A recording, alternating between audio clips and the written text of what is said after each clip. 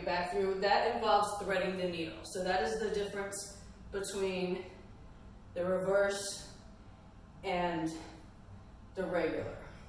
Is one involves threading the needle, and the other, just remember that it's the same side as your top hand, okay? All right. Okay.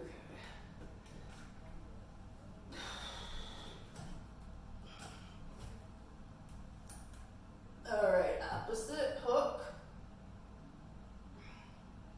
Nope, that same side. Opposite. Thread the needle. That's how you know. If you had to thread the needle, then you have the opposite and you have the reverse Poisson. All right. Whoopsie. Back through, thread the needle, and hook into something safe. All right. Literally, those are just for fun. If you want something different than doing the butterfly, or maybe for whatever reason you your split looks better hooked off the back foot than off of the front foot. It has to do with the strength of the muscles or whatever. So that's Poisson in the first video. This is part 2, reverse Poisson. Safe and happy bowling.